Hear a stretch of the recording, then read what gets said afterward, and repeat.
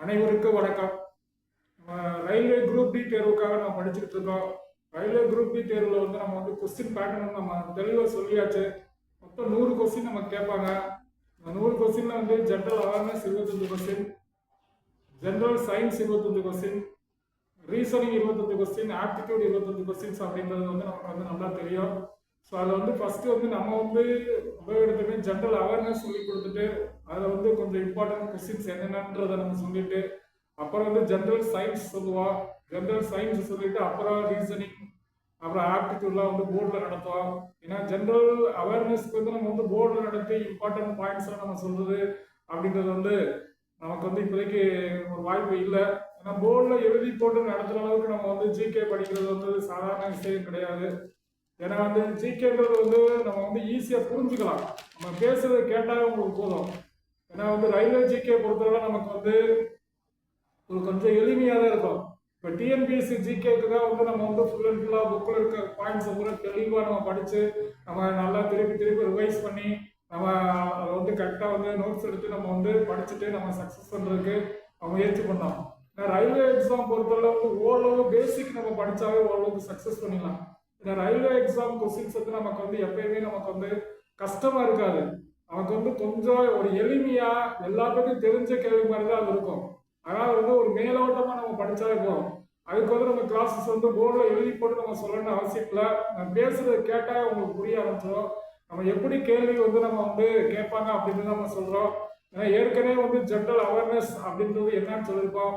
General அவேர்னஸ்ன்றது வந்து 25 கொஸ்டின்ஸ்ல வந்து நமக்கு வந்து ஹிஸ்டரியில இருந்து ஒரு 5 கொஸ்டின், ஜாகிரபில இருந்து ஒரு 5 கொஸ்டின், பாலிட்டில இருந்து ஒரு 5 கொஸ்டின், எக்கனாமில இருந்து ஒரு 5 கொஸ்டின், கரண்ட் அஃபேர்ஸ்ல இருந்து ஒரு 5 கொஸ்டின், மொத்தம் வந்து 25 கொஸ்டின்ஸ்ல வந்து நமக்கு வந்து பாலிட்டில இருந்து ஒரு 5 கொஸ்டின்ஸ் நமக்கு வந்து சொல்லியாச்சு. பாலிட்டில இருந்து நமக்கு வந்து ஒரு 5 கொஸ்டின்ஸ், பாலிட்டி இந்தியன் பாலிட்டில இருந்து நமக்கு என்னென்ன ஒரு பேசிக் கொஸ்டின் தான் இருக்கு ரயில்வேல. டிஎன்பிஎஸ்சி மாதிரி ரொம்ப உள்ள இன்டெப்தா நமக்கு வந்து தெரிஞ்சுக்கணும் அவசியம் இல்லை.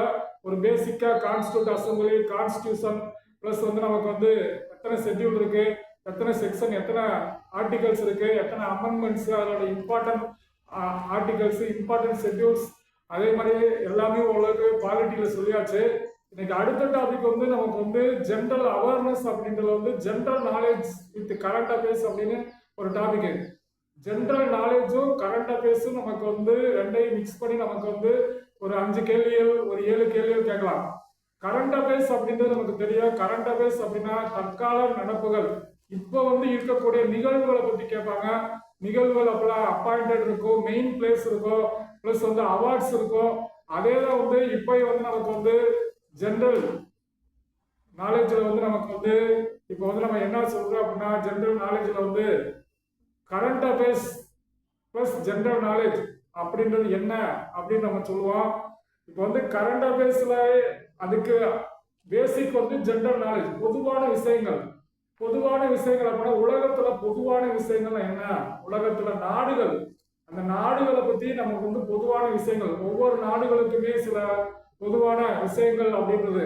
அதுல என்ன அப்படின்னா ஒவ்வொரு நாடுகளுக்கும் தலைநகர் என்ன இருக்கோ, ஒவ்வொரு நாடுகளுக்கும் நாணயம் என்ன இருக்கோ, ஒவ்வொரு நாடுக்கும் வந்து தேசிய சின்னங்கள், ஒவ்வொரு நாடுக்கும் ஒரு முக்கியமான பாராளுமன்றங்கள், ஒவ்வொரு நாடுக்கும் நமக்கு வந்து சிறப்பு பெயர்கள் அப்படின்னு சொல்லிட்டு அப்புறம் சில நாடுகளோட புதிய பெயர் பழைய பெயர் அப்படின்னா நமக்கு வந்து கேள்விகள் இருக்கும்.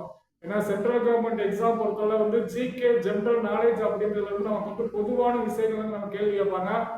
அந்த பொதுவான விஷயங்கள் என்ன அப்படின்னா சில நாடுகளோட வந்து நமக்கு வந்து சிறப்பு பெயர்கள் கேட்பாங்க. சில நாடுகளோட சிறப்பு பெயர்கள் மாதிரி சில நாடுகள் பழைய பெயர்கள் புதிய பெயர்கள் கேட்பாங்க.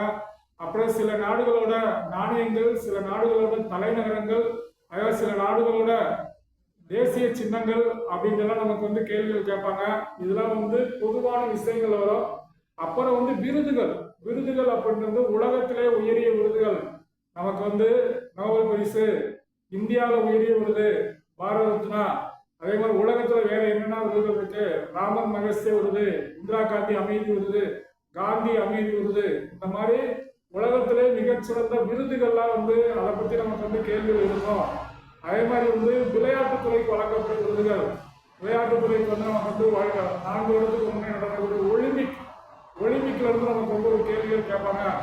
அதே மாதிரி வந்து காமன்வெல்த் விளையாட்டு போட்டி, சார்க் விளையாட்டு போட்டி, ஆசியன் விளையாட்டு போட்டி, இந்த மாதிரி விளையாட்டுக்கு வழங்கக்கூடிய விருதுகள் கேட்பாங்க. அப்புறம் விளையாட்டோடு தொடர்புடைய நம்ம கோப்பைகள் கேட்பாங்க. விளையாட்டோடு தொடர்புடைய ஸ்டேடியம், மைதானங்கள் கேட்பாங்க. இந்த மாதிரி வந்து உலகத்திலே பொதுவான விஷயங்கள் வந்து நமக்கு வந்து கேட்பாங்க. இதெல்லாம் வந்து நமக்கு ஜிகேல இருந்தா நமக்கு வரும். ஜிகேல இருந்து நமக்கு வந்து அவார்ட்ஸ், அதே மாதிரி ஸ்போர்ட்ஸோட தொடர்புடையது, அப்புறம் வந்து நமக்கு வந்து இன்டர்நேஷனல் ஆர்கனைசேஷன்ஸ் அப்படின்றது நம்ம கண்டிப்பா எதிர்பார்க்கலாம். இன்டர்நேஷனல் ஆர்கனைசேஷன் நமக்கு வந்து யுனைடெட் நேஷன் ஆர்கனைசேஷன், ஐக்கிய நாடுகள் சபை, அதே மாதிரி நாம், அணிசரா இயக்கம், அதே மாதிரி வந்து சார்க் நாடுகள், அதே மாதிரி ஆசியன் நாடுகள், காமன்வெல்த் கூட்டமைப்பு, இந்த மாதிரி வந்து நமக்கு வந்து முக்கியமான நாடுகளோட ஹெட் குவார்டர்ஸ் எங்க இருக்கு, அது எப்போ ஃபார்ம் பண்ணாங்க, அதோட இம்பார்ட்டன்ஸ் என்ன அப்படின்னு நம்ம கேட்பாங்க. அதே மாதிரி வந்து நமக்கு வந்து இம்பார்ட்டன்ட், ஒரு வருஷத்துல இம்பார்ட்டன்ட் டேஸ்லாம் என்னென்ன இருக்கு அப்படின்றது ரிலேட்டடா நமக்கு வந்து கேட்பாங்க. ஒரு வருஷத்துல வந்து ஜனவரி மாசத்துல என்னென்ன இம்பார்ட்டன்ஸ் டே இருக்கு, பிப்ரவரி மாசத்துல என்னென்ன இம்பார்ட்டன்ஸ் டே, எப்படி செலிப்ரேட் பண்றோம் அப்படின்னா நம்ம கேட்பாங்க. ஏன்னா ஒவ்வொரு வருடத்தை வந்து ஐநா சபை எப்படி செலிப்ரேட் பண்றாங்க, ஸோ இந்த மாதிரி கேள்வியெல்லாம் நமக்கு வந்து கேட்கறதுக்கு வாய்ப்பு இருக்கு. ஸோ அந்த பாயிண்ட் ஆஃப்ல வந்து ஜிகே வித் கரண்ட் அஃபேர்ஸ் அப்படின்னு ஒரு டாபிக்ல இன்னைக்கு ஜிகேன்றது வந்து நமக்கு வந்து கொஞ்சம் சொல்லுவோம். ஜிகேன்றது வந்து நமக்கு வந்து என்னென்ன கேள்விகள்லாம் ரொம்ப ரொம்ப இம்பார்ட்டன்ட். ஏன்னா ரயில்வே பொறுத்தவரை நமக்கு வந்து ஒரு பேசிக்கா வந்து ஒரு எளிமையான கேள்வியாக தான் இருக்கும். அதனால வந்து சில கேள்விகளை வந்து நீங்க தெரிஞ்சுக்கிட்டா போதும். அது வந்து என்னென்ன கேள்வியோட உலகத்தின் கூரை என்று அழைக்கப்படும் நாடு, உலகத்தின் கூரை, உலகத்தின் திபெத் பீடபூமி, உலகத்தின் கூரை என்று அழைக்கப்படுவது திபெத் பீடபூமி. அந்த திபெத் பீடபூமிக்கு இன்னொரு பேர் வந்து பாமியில் முடிச்சு. அதே மாதிரி உலகத்துல வந்து நமக்கு வந்து மிகப்பெரிய தீவு, உலகத்திலே மிகப்பெரிய தீவு கிரீன்லாந்து. உலகத்துல எத்தனை கண்டங்கள் இருக்கு? 7 கண்டங்கள் இருக்கு. மிகப்பெரிய கண்டம் ஆசிய கண்டம், மிகச்சிறிய கண்டம் ஆஸ்திரேலியா, இருண்ட கண்டம் ஆப்பிரிக்கா, பனிக்கட்டி கண்டம், வெள்ளை கண்டம் அண்டார்டிகா, தீவு கண்டம் என்று அழைக்கப்படுவது ஆஸ்திரேலியா. இந்த மாதிரி வந்து நமக்கு வந்து கண்டங்கள். கடல்கள், உலகத்திலே மிகப்பெரிய பெருங்கடல் பசிபிக் பெருங்கடல், உலகத்திலே மிகச்சிறிய பெருங்கடல் ஆர்டிக் பெருங்கடல், பெருங்கடல் ஓசன். உலகத்திலே மிகப்பெரிய கடல் எதுன்னு கேட்பாங்க. உலகத்திலே மிகப்பெரிய கடல் வந்து நமக்கு வந்து தென் சீன கடல். அதே மாதிரி உலகத்திலே மிகப்பெரிய தீபகற்பம் அரேபிய தீபகற்பம். உலகத்திலே மிகப்பெரிய நீர்வீழ்ச்சி ஏஞ்சல்ஸ் நீர்வீழ்ச்சி. உலகத்திலே வந்து மிகப்பெரிய நீர்வீழ்ச்சி. உலகத்துல மிகப்பெரிய எதுன்னு உலகத்திலே உயரமான சிகரம் எது? எவரெஸ்ட். உலகத்திலே நீளமான ஆறு எது? நைல். இந்த மாதிரி வந்து உலகத்துல எது முதன்மையானது அப்படின்றது வந்து நமக்கு வந்து சில கேள்விகள் வந்து கேட்கறதுக்கு வாய்ப்பு இருக்கும். அதே மாதிரி வந்து சூரியன் உதிக்கும் நாடு, சில நாடுகளோட சிறப்பு பேர் வந்து சூரியன் உதிக்கும் நாடு என்று அழைக்கப்படுவது, சூரியன் உதிக்கும் நாடு என்று அழைக்கப்படுவது ஜப்பான். சூரியன் மறையாத நாடு என்று அழைக்கப்படுவது, சூரியன் மறையாத நாடு என்று அழைக்கப்படுவது வந்து இங்கிலாந்து. கடல்களின் ராணி என்று அழைக்கப்படுவது இங்கிலாந்து. அதே மாதிரி வந்து நடுஇரவில் சூரியன் உதிக்கும் நாடு நார்வே. நடுஇரவில் சூரியன் உதிக்கும் நாடு நார்வே. காலை நேர அமைதி நாடு, காலை நேர அமைதி நாடு கொரியா. இடிமுழங்கும் நகரம் பூட்டான். அதே மாதிரி வந்து நமக்கு வந்து ஒரு சில நாடுகளோட சிறப்பு பெயர்கள் வந்து ஐரோப்பாவின் நோயாளி என்று அழைக்கப்படுவது, ஐரோப்பாவின் நோயாளி என்று அழைக்கப்படுவது நமக்கு வந்து ரொம்ப ரொம்ப முக்கியமான இந்த மாதிரி கேள்விகள் கேட்கறதுக்கு வாய்ப்பு இருக்கு. துருக்கி ஐரோப்பாவின் எலும்புருக்கி என்று அழைக்கப்படுவது பெல்ஜியம். ஐரோப்பாவின் விளையாட்டு மைதானம் என்று அழைக்கப்படுவது சுவிட்சர்லாந்து. ஸோ இந்த மாதிரி ஒரு முக்கியமான சில நாடுகளோட சிறப்பு பெயர்கள் நம்ம கேட்பாங்க. அதே மாதிரி வந்து பழைய பெயர்கள் புதிய பெயர்கள், அதுல வந்து நமக்கு எந்தெந்த நாடுகள்லாம் ரொம்ப முக்கியம் அப்படின்னா அபிசீனியா, அபிசீனியா நாட்டின் புதிய பெயர் நமக்கு வந்து எத்தியோப்பியா. அபிசீனியா நாட்டின் புதிய பெயர் எத்தியோப்பியா. மியான்மர், மியான்மர் அதாவது அது புதிய பெயர், பழைய பெயர் வந்து பர்மா. பர்மா நாட்டின் புதிய பெயர் வந்து மியான்மர். அதே மாதிரி வந்து தாய்லாந்து, அதாவது சயாம் நாட்டின் புதிய பெயர் தாய்லாந்து. சயாம் நாட்டின் புதிய பெயர், பழைய காலத்துல வந்து இந்த பர்மா சயாம் அப்படின்னா இருக்கிற புதிய பெயர் இப்ப இருக்கு. அதே மாதிரி வந்து ரொடீசியா நாட்டின் புதிய பெயர், ரொடீசியா நாட்டின் புதிய பெயர் வந்து ஜிம்பாப்வே. ரொடீசியா நாட்டின் புதிய பெயர் ஜிம்பாப்வே. இதெல்லாம் வந்து நமக்கு ஆல்ரெடி ரயில்வே எக்ஸாம்ல கேட்டிருக்காங்க. அதே மாதிரி சில நாடுகளோட தேசிய சின்னங்கள். இந்தியாவின் தேசிய சின்னம், இந்தியாவோட தேசிய சின்னம் வந்து சாரநாத் சிம்மத்தூன். அதே மாதிரி அமெரிக்காவின் தேசிய சின்னம் தங்க கம்பி. ஆஸ்திரேலியாவின் தேசிய சின்னம் கங்காரு. பாகிஸ்தானின் தேசிய சின்னம் பிறைநிலா. இலங்கையின் தேசிய சின்னம் சிங்கம். சில நாடுகளோட தேசிய சின்னங்கள், அதே மாதிரி சில நாடுகளோட தலைநகரங்கள், சில நாடுகளோட ரொம்ப முக்கியமான தலைநகரங்கள், நம்மளுக்கு பக்கத்தில் இருக்கக்கூடிய இன்டர்நேஷனலா இருக்க ஃபேமஸான ஒரு சில நாடுகளோட தலைநகரங்கள் நமக்கு ரொம்ப முக்கியமா நமக்கு தெரியணும். அதுலதான் வந்து நம்ம வந்து ஃபர்ஸ்ட் வந்து இந்தியாவோட அண்டை நாடு பங்களாதேஷ். பங்களாதேஷோட தலைநகரம் வந்து டாக்கா. நேபாளத்தின் தலைநகர் காத்மாண்டு. இந்தோனேசியா தலைநகர் ஜகார்த்தா. பாகிஸ்தான் தலைநகர் இஸ்லாமாபாத். அதே மாதிரி வந்து இலங்கையின் தலைநகர் கொழும்பு. இங்கிலாந்தின் தலைநகர் லண்டன். பிரான்ஸோட தலைநகர் பாரிஸ். ஜப்பானோட தலைநகர் டோக்கியோ. அதே மாதிரி அமெரிக்காவின் தலைநகர் வாஷிங்டன். இந்த மாதிரி வந்து சில நாடுகளோட முக்கியமான தலைநகர் ஜப்பான் டோக்கியோ. China Beijing. சைனாவோட தலைநகர் வந்து பீஜிங். ரஷ்யா தலைநகர் மாஸ்கோ. சில நாடுகளோட தலைநகரங்கள் ரொம்ப ரொம்ப முக்கியமான தெரிஞ்சுக்கிறோம். தலைநகரமும் தெரிஞ்சுக்கிறோம், நாணயமும் தெரிஞ்சுக்கிறோம்.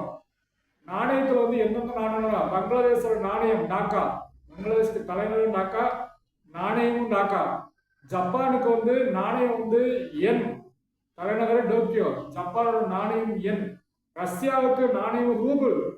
ரஷ்யாவுக்கு நாணயம் ரூபிள். ரஷ்யாவோட தலைநகர் மாஸ்கோ. அமெரிக்காவோட நாணயம் டாலர். அமெரிக்காவோட தலைநகர் வாஷிங்டன். இங்கிலாந்தோட நாணயம், இங்கிலாந்தோட நாணயம் வந்து நமக்கு வந்து ரொம்ப ரொம்ப வந்து ரொம்ப ரொம்ப இம்பார்ட்டன்ட். இதெல்லாம் வந்து நிறைய எக்ஸாம்ல கேட்டிருக்காங்க. இங்கிலாந்துக்கு வந்து நமக்கு வந்து அடிக்கடி நம்ம வந்து இந்த கேள்விகளை நம்ம கேட்டுக்கிட்டே இருப்பாங்க. நம்ம அதனால வந்து கொஞ்சம் வந்து நம்ம வந்து அதை வந்து படிச்சுக்கிட்டே இருக்கணும். இங்கிலாந்தோட வந்து தலைநகர் வந்து லண்டன். இங்கிலாந்தோட தலைநகர் வந்து லண்டன். அதே மாதிரி அமெரிக்காவோட தலைநகர் வந்து வாஷிங்டன். ஒவ்வொரு நாட்டோட நாணயங்கள், நாணயங்கள் வந்து இங்கிலாந்தோட நாணயம் வந்து பவுண்டு ஸ்டெர்லிங். இங்கிலாந்தோட நாணயம் பவுண்டுன்னு சொல்லுவாங்க, பவுண்டு ஸ்டெர்லிங் சொல்லுவாங்க. ரஷ்யாவோட நாணயம் வந்து ரூபிள். ஜப்பானோட நாணயம் வந்து என். பிரான்ஸோட நாணயம் வந்து ஃபர்ஸ்ட் வந்து பிராங்க் இருந்தது. இப்போ வந்து அங்க வந்து 11 நாடுகள் என்ன பண்ணாங்கன்னா ஒரே நாணயத்தை பயன்படுத்துறாங்க. யூரோ 11 நாடுகள். அதுல வந்து பிரான்ஸுக்கு, பிரான்ஸோட தலைநகர் பாரிஸ். பிரான்ஸோட நாணயம் யூரோ. இத்தாலி, இத்தாலியோட தலைநகர் வந்து ரோம். அங்கேயும் வந்து ஃபர்ஸ்ட் இத்தாலியோட பழைய நாணயம் வந்து லிரா. இப்ப அங்கேயும் வந்து யூரோ. 11 நாடுகள். இத்தாலியில ரொம்ப ரொம்ப முக்கியமான நம்ம தெரிஞ்சக்கூடிய கொஸ்டின். அது வந்து தெரிஞ்சக்கூடிய நாடு. ஏன்னா அதோட தலைநகர் இத்தாலி வந்து ரோம். ரோம் அப்படின்றது வந்து தான் நம்ம வந்து இத்தாலிய அதை பத்தி நம்ம சொல்லுவோம். ஸோ ஒவ்வொரு நாடுகளோட தலைநகரங்களும் ஒவ்வொரு நாடுகளோட நாணயங்களும் ரொம்ப ரொம்ப முக்கியம். இப்ப நாணயங்கள் ஒவ்வொரு நாட்டுக்கு ஃபர்ஸ்ட் வந்து சொல்லிக்கிட்டே இருப்போம். இப்ப இந்தோனேசியா ரூபியா. ஈரான், ஈரான் அப்படின்னா வந்து ரியால். சவுதி அரேபியா ரியால். ஈரானுக்கு ரியால், சவுதி அரேபியாவுக்கு ரியால், இந்தோனேசியாவுக்கு வந்து ரூபியா, அமெரிக்காவுக்கு வந்து அமெரிக்காவுக்கு வந்து நாணயம் வந்து டாலர், இங்கிலாந்துக்கு வந்து பவுண்டு ஸ்டெர்லிங்கு, பங்களாதேஷுக்கு நாணயம் டாக்கா, இலங்கைக்கு வந்து இலங்கை ரூபாய், பாகிஸ்தானுக்கு வந்து பாகிஸ்தான் ரூபாய். ஒவ்வொரு நாணயத்துக்கும் வந்து ஒவ்வொரு நாடுகளுக்கு நம்ம வந்து நாணயங்கள் படிச்சிட்டோம். அதே மாதிரி ஒவ்வொரு நாடுகளுக்கும் பாராளுமன்றம். இப்போ பங்களாதேஷோட பாராளுமன்றம் வந்து ஜாடியா சங்கர். ஜப்பானோட பாராளுமன்றத்துக்கு வந்து டயட்.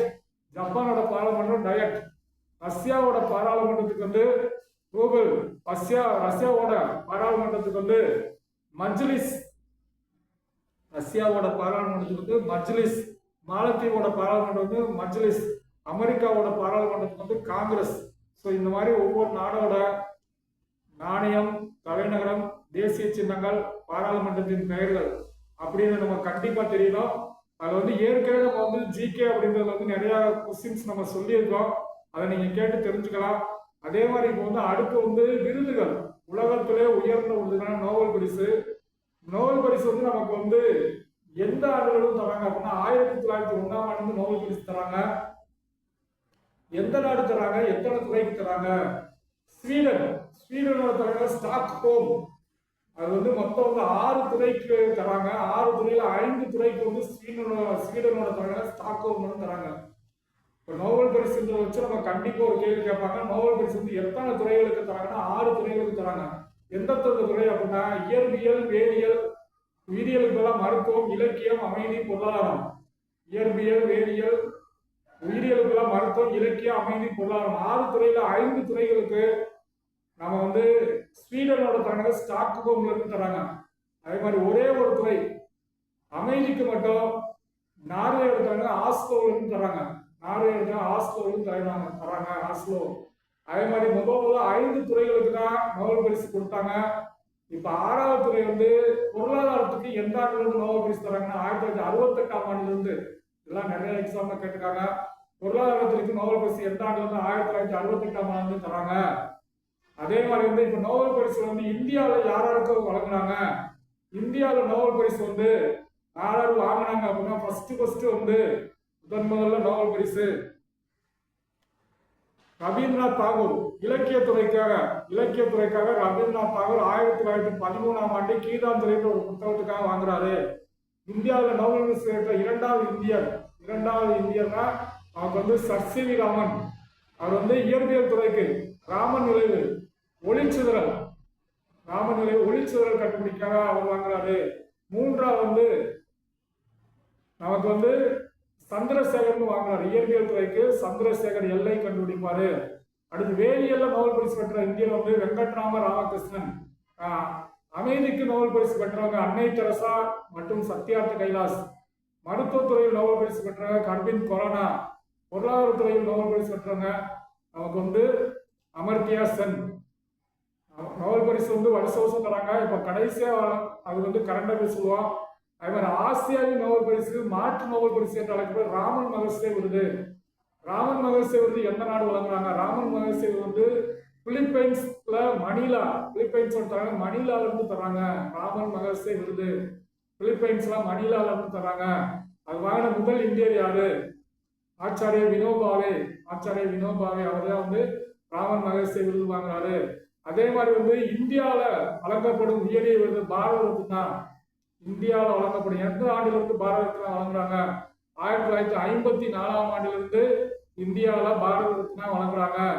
அதே மாதிரி வந்து பாரத ரத்னாவோட சேர்ந்து பத்ம விபூஷன், பத்மஸ்ரீ அப்படின்னு பத்ம விருதுகள், சக்ரா விருதுகள்லாம் வந்து ஜனவரி 26 அன்னைக்கு நமக்கு வழங்குறாங்க. அதுல உயரிய விருதுனா பாரத ரத்னா யாராரு எந்தெந்த வருடத்துல வாங்கினாங்க அப்படின்னு தான் ரொம்ப முக்கியமான நம்ம வந்து படிச்சு வச்சுக்கணும். ஸோ அதே மாதிரி வந்து அடுத்து வந்து விளையாட்டுத்துறைக்கு வழங்கப்படும் உயரிய விருது. விளையாட்டுத்துறைக்கு அப்படின்னா வந்து உலகத்துல வந்து ஒலிம்பிக் விருது. ஒலிம்பிக் போட்டிகள் வந்து முதல்ல ஒலிம்பிக் போட்டி எங்க 1896ல கிரீஸ்ல வந்து ஏதென்ஸ்ல உலகத்துல முதல் ஒலிம்பிக் விளையாட்டு போட்டி நடைபெற்றது. 4 ஆண்டுகளுக்கு ஒரு முறை விளையாட்டு போட்டி நடைபெறும். அதுல கடைசியா இந்தியாவில் வந்து எந்த ஆண்டு 2000 வந்து ஒலிம்பிக் எங்க நடைபெற்றது? 2000 வந்து சிட்னி ஆஸ்திரேலியாவில் நடைபெற்றது. 2004 எங்க நடைபெற்றது? Greece Athens. 2004 கிரீஸ். 2008 சீனா பீஜிங்ல நடைபெற்றது. 2012 லண்டன் இங்கிலாந்து நடைபெற்றது. 2016 நமக்கு வந்து 2016 வந்து ரியோ டி ஜெனீரோ பிரேசில் நடைபெற்றது. 2020 அவங்க வந்து டோக்கியோ ஜப்பான். 2023 பாரிஸ் பிரான்ஸ் நடைபெற்றது. 2000 எங்க நடைபெற்றதுன்னா சிட்னி ஆஸ்திரேலியா. 2004 கிரீஸ்ல ஏதென்ஸ் நடைபெற்றது. 2008 இங்கிலாந்து லண்டன்ல நடைபெற்றது. 2008 வந்து நமக்கு வந்து 2012 2016 2008 வந்து தான் நமக்கு வந்து சீனா பீஜிங். 2012 இங்கிலாந்து லண்டனு. 2016 எங்க நடைபெற்றது? Rio de Janeiro Brazil. 2020 Tokyo Japan. 2023 Paris France நடைபெற்றது. ஸோ இந்த மாதிரி ஒலிம்பிக் போட்டிகள் எங்கெங்க நடைபெற்று எத்தனை மெடல்கள் வாங்கினாங்க அப்படின்னு ரொம்ப முக்கியம். இப்போ அதற்கடுத்து எங்க விளையாட்டு போட்டி நடக்கும்? காமன்வெல்த் விளையாட்டு போட்டி, சார்க் விளையாட்டு போட்டி, ஆசிய விளையாட்டு போட்டி கடைசியா எங்கெங்க நடந்ததாக வந்து கரெக்ட் அஃபேர்ஸ் நடந்தோம். முதல் ஆசிய விளையாட்டு போட்டி எங்க 1951 டெல்லியில் நடைபெற்றது. முதல் ஆசிய விளையாட்டு போட்டி 1951 டெல்லியில் நடைபெற்றது. அதே மாதிரி கடைசி ஆசிய விளையாட்டு போட்டி எங்க நடைபெற்றது அதை வந்து கரெக்டா பேசுவோம். ஸோ இந்தியாவில் விளையாட்டு போட்டி, இந்தியாவில் விளையாட்டு விருதுகள், இந்தியாவில் வந்து விளையாட்டு வீரர்களுக்கு வழங்கப்படும் விருது வந்து அர்ஜுனா விருதுகள், விளையாட்டு பயிற்சியாளருக்கு வழங்கப்படும் விருது வந்து துரோணாச்சாரியா விருது. அதனால உயரிய விருது, இந்தியாவில் விளையாட்டு உயரிய விருது ராஜீவ் காந்தி கேல் ரத்னா விருதுன்றத வந்து இப்ப தியான் சந்த் கேல் ரத்னா விருதுன்னு கொண்டு வந்திருக்காங்க. இந்தியாவில் விளையாட்டுத்துறைக்கு வழங்கப்படும் உயரிய விருது தியான் சந்த் கேல் ரத்னா விருது. அதே மாதிரி திரைப்படத்துறைக்கு வழங்கப்படும் விருதுகள், திரைப்படத்துறைக்கு வழங்கப்படும் விருதுகள் வந்து உலகத்துல வந்து ஆஸ்கார் விருதுகள். ஆஸ்கார் விருதுகள் எந்த நகரத்திலிருந்து வழங்கினாங்கன்னா அமெரிக்காவில் லாஸ் ஏஞ்சல்ஸ் நகரத்திலிருந்து வழங்கினாங்க. அந்த நகரத்துல வந்து ஹாலிவுட் அப்படின்னு சொல்லுவோம். ஹாலிவுட் சிட்டி என்று அழைக்கப்படுவது, ஹாலிவுட் சிட்டி என்று அழைக்கப்படுவது லாஸ் ஏஞ்சல். அங்கதான் உலகத்துல திரைப்பட விருதுகள் வழங்குவாங்க. இந்திய திரைப்பட விருதுகள் வந்து பாம்பே, பாலிவுட்னு சொல்லுவாங்க. இந்திய திரைப்படம் பாலிவுட். அதே மாதிரி திரைப்பட விருது வந்து நமக்கு வந்து எப்பயும் வருட திரைப்பட விழா எங்க நடக்குன்னா கோவால நடைபெறும். ஆனா பாலிவுட் என்று அழைக்கப்படுவது மும்பை. அதே மாதிரி தென்னிந்திய திரைப்பட நகரம், இந்திய திரைப்பட நகரம் மும்பை. தென்னிந்திய திரைப்பட நகரம் டாலிவுட். டாலிவுட்னா சென்னை. ஸோ இந்த திரைப்படத்துக்கு உலகத்துல வழங்கக்கூடிய விருதுகள் வந்து நமக்கு வந்து ஆஸ்கார் விருது. ஆஸ்கார் விருது முதல் இந்தியர் யார் அப்படின்னா பானு ஆத்தையா. காந்தின்ற திரைப்படத்துக்கு ட்ரெஸ் மேக்கிங்காக வாங்குவாங்க. ஆஸ்கார் வாழ்நாள் சாதனையாளர் விருது பெற்ற இந்தியர் யாருன்னா சத்யஜித் ரே. பதேர் பாஞ்சாலி அப்படின்ற ஒரு படத்துக்காக வந்து சத்யஜித் ரே வாழ்நாள் சாதனையாளர் விருது. அதே மாதிரி ஏஆர் ரஹ்மான் இசைக்காக ஸ்லம்டாக் மில்லியனர் அப்படின்ற திரைப்படத்துக்கு ஆஸ்கார் விருது வாங்குவாங்க. ஏன்னா ஆஸ்கார் விருது உலக அளவுக்கு வந்து திரைப்படத்துறைக்கு வழங்கப்படும் உயரிய விருது.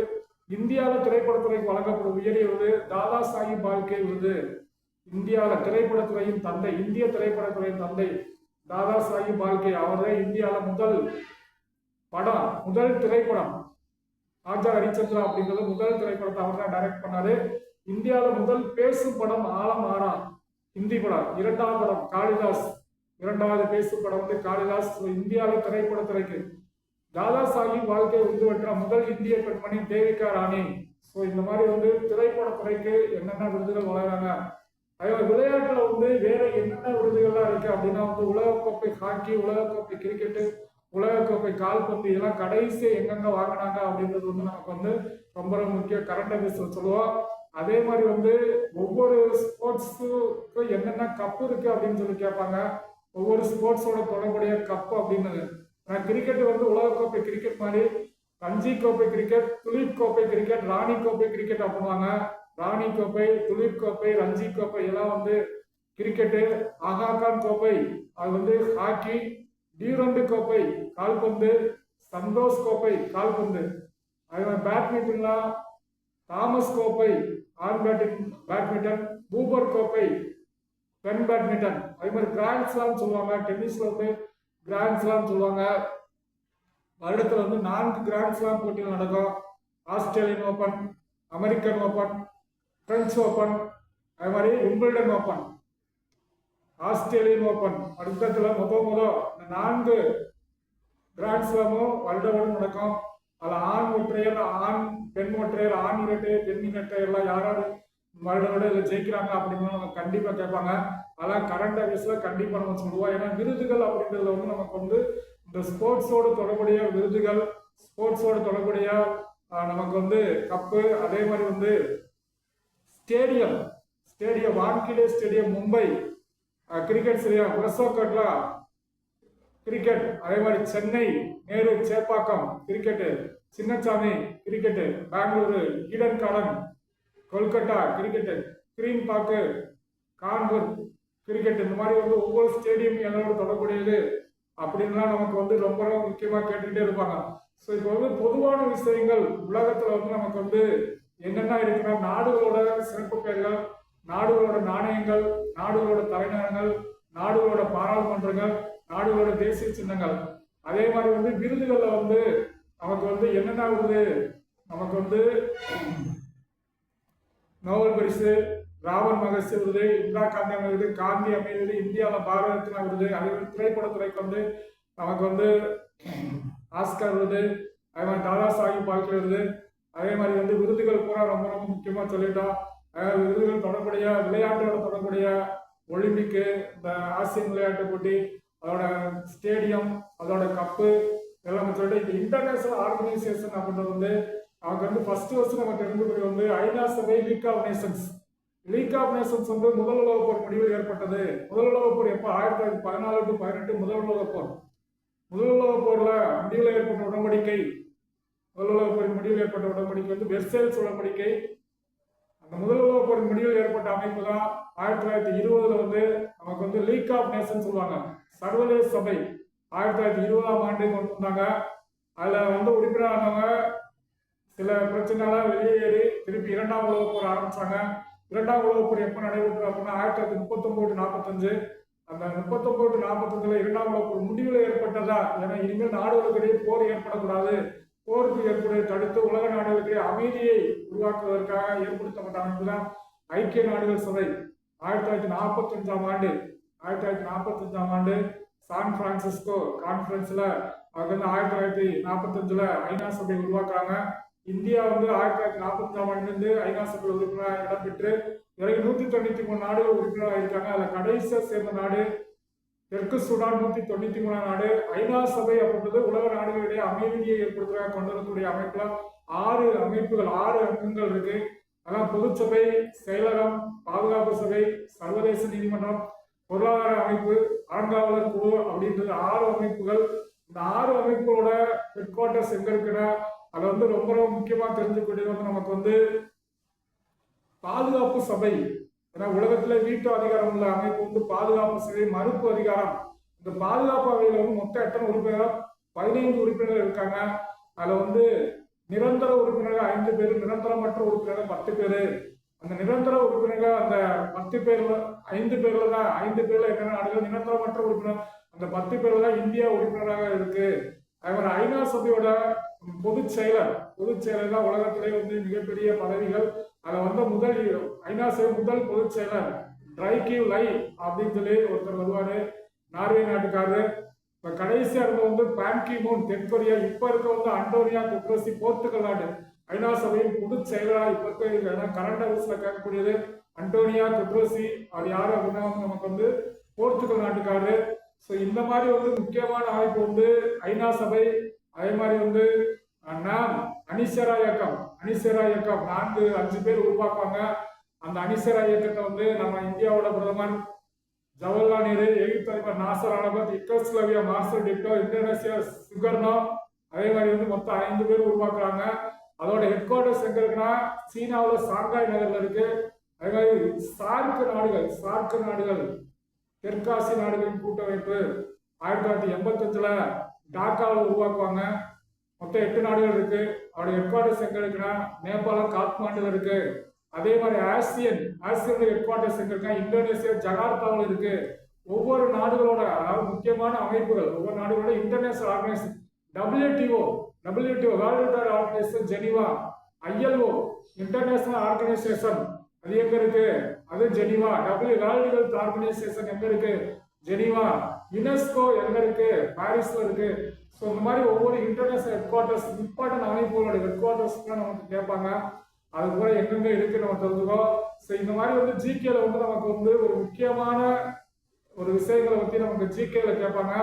ஸோ இன்னும் வந்து நம்ம ஜிகே வந்து மொத்தம் வந்து ஒரு 2 கிளாஸ் தான். அந்த ஒரு கிளாஸ் வந்து நம்ம வந்து ஒரு பேசிக்கா இருக்க சொல்ல. அடுத்து வந்து இம்பார்ட்டன்ட் டேஸ், ஒரு வருடத்துல வந்து என்னென்ன இம்பார்ட்டன்ட் டேஸ் இருக்கு அப்படின்றதெல்லாம் வந்து நம்ம அடுத்து சொல்லுவோம். ஸோ மீண்டும் அடுத்த வகுப்பில் தொடர்கிறேன். நன்றி, வணக்கம்.